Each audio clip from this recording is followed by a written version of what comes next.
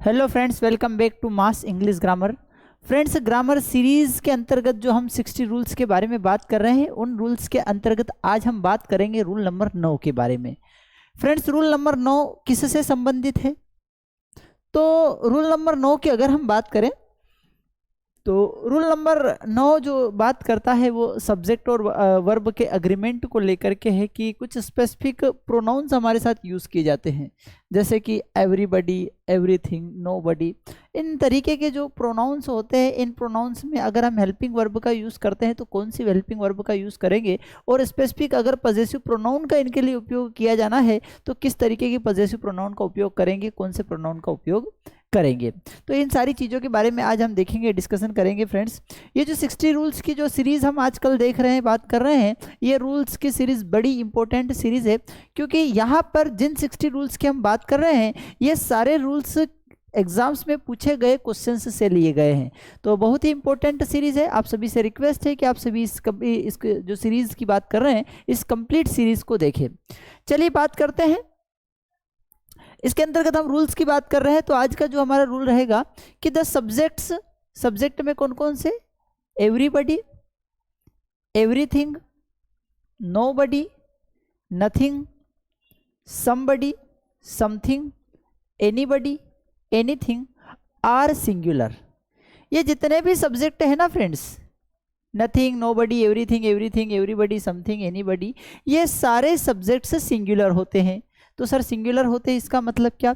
Singular होते हैं इसका मतलब यह है कि फ्रेंड्स अगर इज या आर की बात हो रही हो तो इनके साथ इज लगाना, वॉज या वर की बात हो रही हो तो इनके साथ वॉज का यूज करना, हेज या हेव की बात हो रही हो तो इनके साथ हेज का यूज करना, डू या डज की बात हो रही हो तो इनके साथ डज का यूज करना। यह अर्थ होता है सिंगुलर का। सिंगुलर मतलब एक, और इनके साथ जो वर्ब यूज की जाएगी वह भी सिंगुलर वर्ब होगी। तो ये सारे सब्जेक्ट्स जो होते हैं वो सब्जेक्ट्स क्या होते हैं? सिंगुलर होते हैं, एक के बारे में बात होती है। ठीक है, जैसे कि हम एग्जांपल्स के माध्यम से समझते हैं कि एवरीबडी इज आर रेडी। तो अब हमने कहा है कि एवरीबडी क्या है? सिंगुलर है। ऊपर जैसे कि हमने बात की है सिंगुलर है, तो इसके साथ जो वर्ब होगी, हमने पढ़ा है क्या कि इज और आर की अगर बात हो रही है तो इनके साथ हम जो यूज करेंगे वो किसका यूज करेंगे? इज का यूज करेंगे। तो क्या होगा? एवरीबडी इज, आर नहीं यूज किया जाएगा, everybody is ready to do his. अब हिज क्यों उपयोग किया गया फ्रेंड्स? समझते हैं इसको। हिज इसलिए उपयोग किया गया कि जब हम बात करते हैं किसी भी सब्जेक्ट की, तो कोई भी सब्जेक्ट तीन तरीके का होता है, या तो वह सब्जेक्ट प्लूरल होगा, या वह सब्जेक्ट सिंगुलर होगा। ठीक है, अब प्लूरल है तो प्लूरल में हमारे पास एक ऑप्शन होता है कि भैया आप दे का उपयोग कर लो, देम का उपयोग कर लो, या देयर का उपयोग कर लो। ये सब्जेक्ट ऑब्जेक्ट पोजीशन के हिसाब से तीनों अलग अलग यूज होते हैं। अगर सब्जेक्ट सिंगुलर है तो यहाँ पर हमारे पास सबसे पहले तो तीन विकल्प आते हैं। ये तीन विकल्प क्या होते हैं कि आपने कहा कि हमारा सब्जेक्ट सिंगुलर है, कोई नाम सिंगुलर है, तो सिंगुलर है ये बात तो ठीक है, लेकिन सिंगुलर में भी वह क्या है? सिंगुलर में वह मैस्कुलाइन है, सिंगुलर में वह फेमिनाइन है, सिंगुलर में वह न्यूटर है। ये हमें क्लियर होना पता है, जरूरी होता है। अगर ये क्लियर नहीं है तो हम आगे का उसका पोजीशन का यूज नहीं कर पाते हैं, उसका जो प्रोनाउन नेक्स्ट यूज नहीं कर पाते हैं। तो अगर सब्जेक्ट हमारा सिंगुलर है और मैस्कुलाइन है तो फिर हम ऐसी स्थिति में किसका यूज करेंगे? ही का यूज कर सकते हैं सब्जेक्ट में, ऑब्जेक्ट में हिम का यूज कर सकते हैं, पोजीशन में हिज का यूज करेंगे। इसी तरीके से हमारा जो सब्जेक्ट है वह सिंगुलर है और फेमिनाइन है, लड़की के बारे में बात हो रही है, लड़की का नाम है, तो फिर सब्जेक्ट की जगह शी का यूज करेंगे, ऑब्जेक्ट के लिए हर का यूज करेंगे, पोजीशन के लिए भी हर का यूज करेंगे। इसी तरीके से न्यूटर है तो न्यूटर में इट हो सकता है, इसके लिए इट हो सकता है, इट्स हो सकता है। ठीक है फ्रेंड्स, तो बात हो रही है कि एवरीबडी इज। अब सर एवरीबडी में तो यहाँ पर जेंडर फिक्स्ड नहीं है, एवरीबडी में जेंडर फिक्स्ड नहीं है, फिर सर आपने यहाँ पर हिज क्यों लगाया?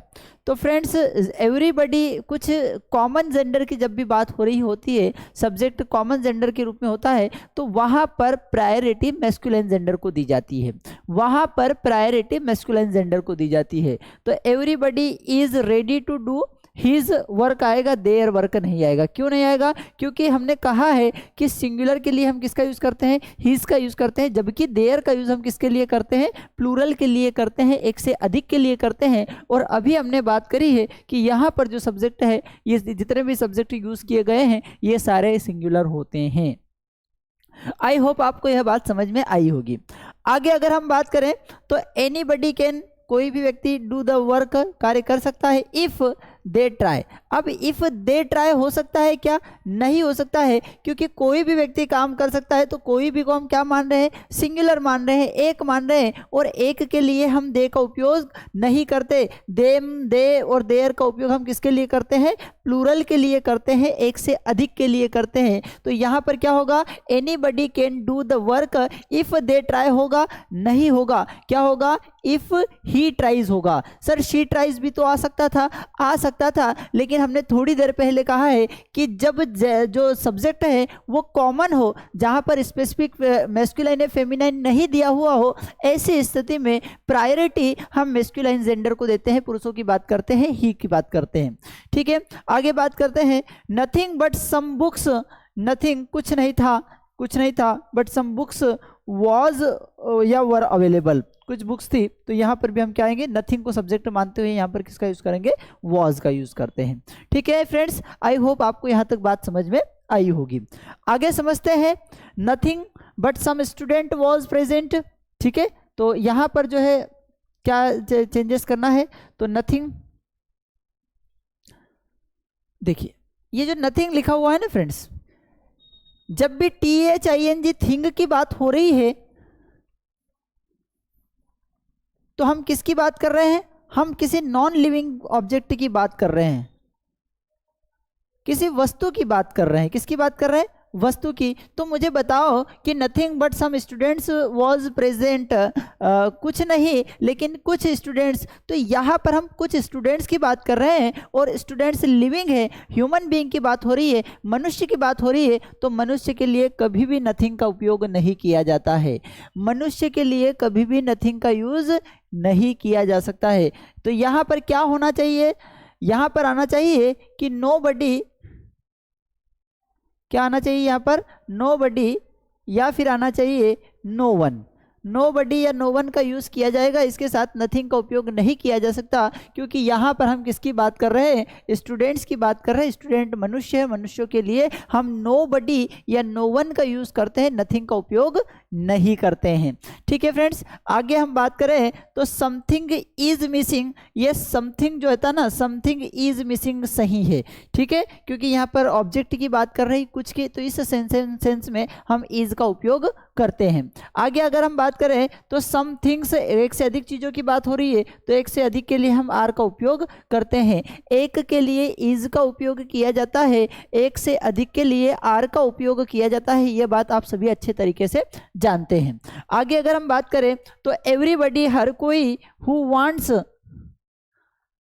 एवरीबडी, ध्यान रखें जब कभी भी बीच में WHO हु लगा हुआ है, जब कभी भी बीच में WHO हु लगा हुआ है, तो इसके जस्ट पहले देखना है कि इसके जस्ट पहले वाला जो सब्जेक्ट है वह सिंगुलर है या प्लूरल है। अभी हमको कहा है पिछले रूल में कि एवरीबडी हमेशा सिंगुलर होता है, एवरीबडी हमेशा सिंगुलर होता है। तो ऐसी स्थिति में इसके साथ क्या यूज किया जाएगा? वांट्स का यूज किया जाएगा, वांट का उपयोग नहीं किया जाएगा।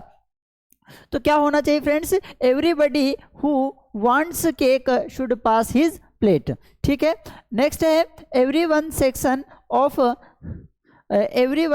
Of the society is feeling the pinch of rising prices and corruptions, no error. देखिए एवरीवन सेक्शन, अब देखेंगे हमेशा एक बात ध्यान रखेंगे, एवरी जो है वह एडजेक्टिव है। क्या है फ्रेंड्स? एडजेक्टिव है। तो एवरी के साथ हम नाउन का यूज करते हैं, तो एवरी के साथ नाउन का यूज किस तरीके से किया जाएगा?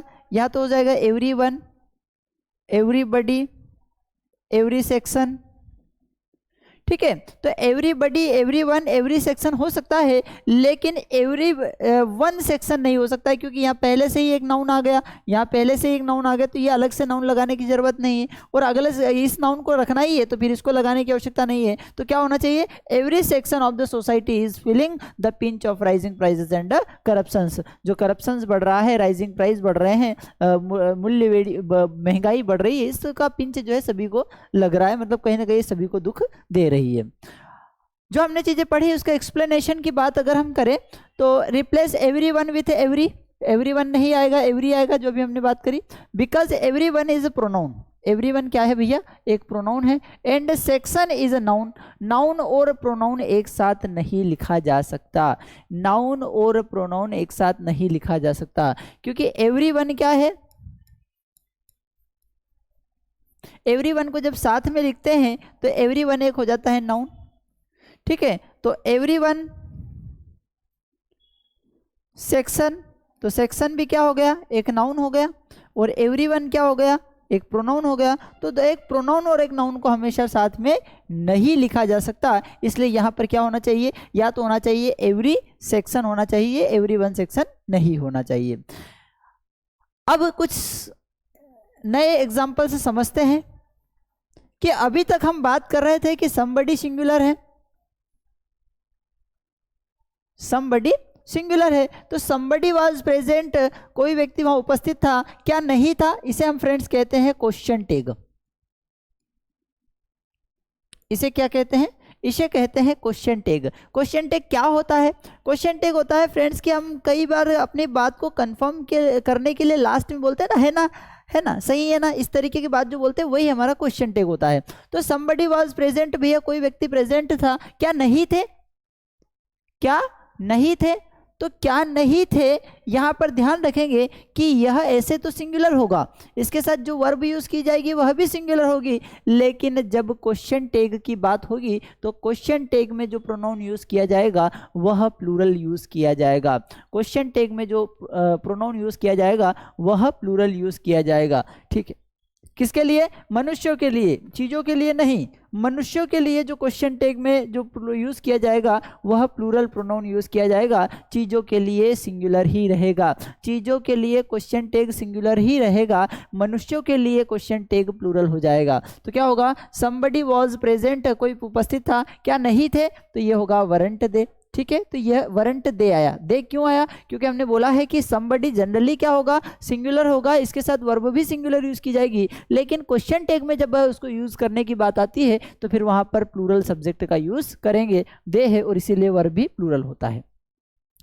समथिंग वाज प्रेजेंट, वही बात बताई हमने कि थिंग की बात हो गई, वस्तुओं की बात हो गई, तो हमने थोड़ी देर पहले कहा क्या कि मनुष्यों की बात होगी तो क्वेश्चन टैग प्लूरल यूज किया जाएगा, लेकिन चीजों की बात होगी तो क्वेश्चन टैग सिंगुलर ही रहेगा। तो क्या होगा, something was present wasn't it, अब ईट क्यों लगाया, क्योंकि मनुष्य की बात नहीं हो रही है, मनुष्य की बात होती तो ही शी का यूज किया जाता है, लेकिन मनुष्य की बात नहीं हो रही इसलिए इसका किसका यूज किया, ईट का यूज किया। आगे बात करते हैं, नोबडी वाज प्रेजेंट, कोई भी उपस्थित नहीं था, वर दे क्या थे, है ना।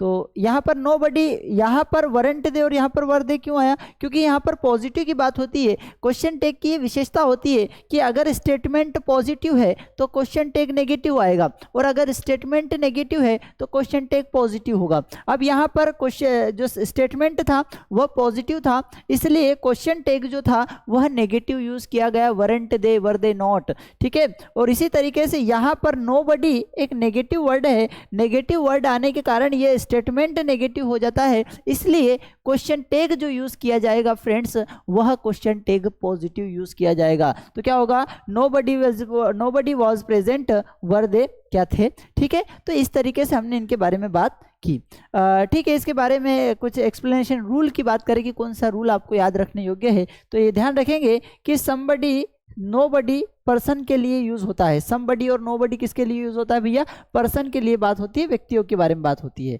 ठीक है। और इसका क्वेश्चन टैग हमेशा प्लूरल बनता है, इनका क्वेश्चन टैग क्या रहेगा, प्लूरल बनता है, ठीक है। लेकिन समथिंग और नथिंग की जब बात करते हैं, किसकी बात करते हैं फ्रेंड्स, समथिंग और नथिंग, ये THING थिंग जब आता है ना तो ये चीजों की बात करता है, तो समथिंग और नथिंग का यूज थिंग्स के लिए होता है, और इसका क्वेश्चन टैग जो बनता है वह क्वेश्चन टैग सिंगुलर ही बनाता है, सिंगुलर ही बनता है। ठीक है, जब हम बात कर रहे हैं कि somebody और nobody जनरली सिंगुलर है लेकिन क्वेश्चन टेक प्लूरल बनेगा, लेकिन जब चीजों की बात होती है कि ये समथिंग और नथिंग, ये है तो सिंगुलर लेकिन इनका क्वेश्चन टेक भी सिंगुलर ही रहेगा, इनका क्वेश्चन टेक भी सिंगुलर ही रहेगा। तो फ्रेंड्स ये बात आप सभी को समझना है। आई होप आपको यहाँ तक बात समझ में आई होगी। ठीक है, आप किसी भी कॉम्पिटेटिव एग्जाम की तैयारी कर रहे हैं तो हमारा मास्टडी ऐप डाउनलोड कर सकते हैं, जहां से आपको ग्रामर के डिफरेंट कोर्सेस अवेलेबल हो सकते हैं। हमारे अलग अलग प्लेटफॉर्म्स भी है जिनको आप ज्वाइन कर सकते हैं, जैसे यूट्यूब पर है मास स्टडी के नाम से mass English grammar, Kamlesh sir official mass English home, Facebook पर भी मास स्टडी ऑफिशियल, टेलीग्राम पर भी मास स्टडी के नाम से, इंस्टाग्राम भी हमारे बने हुए हैं तो मास स्टडी ऑफिशियल कमलेश यादव 2 नाम से बने हुए हैं। 60 डेज का फ्री ग्रामर कोर्स जो अभी चल रहा है, इसको आप जरूर सभी देखिएगा और अपने दोस्तों के साथ इसको शेयर कीजिएगा, क्योंकि बड़ा ही इंपॉर्टेंट कोर्स है, एग्जाम ओरिएंटेड यहाँ पर चीज़ों की डिस्कशन हो रही है। आगे अगर हम बात करें तो अभी सभी को जो है रिपब्लिक डे की सभी को बधाइयाँ, गणतंत्र दिवस की सभी को बहुत बहुत बधाइयाँ। और गणतंत्र दिवस के उपलक्ष्य में कुछ ऑफर्स अभी चल रहे हैं तो आप ले सकते हैं। जैसे कि अगर हम बात करें कि 75 डेज हार्ड कोर्स जो है जिसका एक्चुअल प्राइस जो है 1000 रुपीज़ है, लेकिन अभी आपको मात्र 299 में मिल जाएगा, जहाँ पर आपको सारी रिकॉर्डेड क्लासेस अवेलेबल हो जाएगी। ठीक है, आगे अगर हम बात करें कि बेस्ट स्पोकन जो कि हमारा सबसे अधिक बिकने वाला कोर्स है, जिसका एक्चुअल प्राइस जो है 2000 रुपीज़ है, लेकिन ये आपको अभी अवेलेबल हो सकता है ओनली 849 रुपीज़ में, केवल 849 रुपये में, जो कि केवल एक शर्ट का खर्चा। आजकल तो अच्छी क्वालिटी का शर्ट लेने जाओ तो वो भी इस कीमत में नहीं आता, वो आपकी पर्सनालिटी को एक अलग लेवल पर पहुंचा देगा स्पोकन इंग्लिश अगर आपको आती है तो बेस्ट स्पोकन बैच का जो कोर्स है हमारा, ये आप परचेस कर सकते हैं मात्र 849 रुपये में। नेक्स्ट है गणतंत्र दिवस ऑफर में एक्सपर्ट एडवांस बैच पर भी ऑफर है। ठीक है, जो कि 3000 का कोर्स है और मात्र 1399 रुपये में आपको अवेलेबल हो सकता है। ये कोर्स फ्रेंड्स कब तक रहेगा तो 25, 26, 27 मतलब आज, कल और परसों 3 दिन के लिए ये हमारे ऑफर से सारे अवेलेबल आपके लिए रहेंगे। आगे बात करें फ्रेंड्स अब तो पर्सनल इंग्लिश ट्रेनर, आपको 1-to-1 इंग्लिश सिखाने के लिए हम पर्सनल ट्रेनर भी अवेलेबल कराते हैं। जो पर्सनल ट्रेनर का जो चार्जेस होता है 1000 रुपीज़ होता है पर मंथ के हिसाब से, आपको अवेलेबल हो जाएगा मात्र 4999 रुपीज़ में। ठीक है, किड्स के बच्चों के लिए भी स्पेशल ऑफर है, जहाँ की उनकी बेच का 3000 रुपीज़ है और वो मात्र 749 रुपीज़ में आपको अवेलेबल हो सकता है। तो फ्रेंड्स ये सारे अलग अलग कॉम्बो पैक पर भी 80% तक का डिस्काउंट, जो कि 5000 रुपीज़ है, मात्र 2199 में आपको अवेलेबल हो जाएगा। यहाँ पर प्राइम वोकेब भी मात्र 599 में अवेलेबल हो जाएगी। तो ये सारे कोर्सेज आपको अवेलेबल हो सकते हैं। 60 डेज़ का जो कोर्स है मात्र 299 रुपीज़ में आपको अवेलेबल हो जाएगा। तो ये सारे कोर्सेज आपको सभी को रिपब्लिक डे की बधाइयाँ, और ये सारे कोर्सेज आप सभी के लिए बिल्कुल जो है मिनिमम कॉस्ट में अवेलेबल है। ठीक है, तो ये आप परचेस कर सकते हैं। आई होप आप सभी को समझ में आया होगा। सभी को अगेन जो है हैप्पी रिपब्लिक डे, गणतंत्र दिवस की सभी को बहुत बहुत बधाइयाँ। Thank you.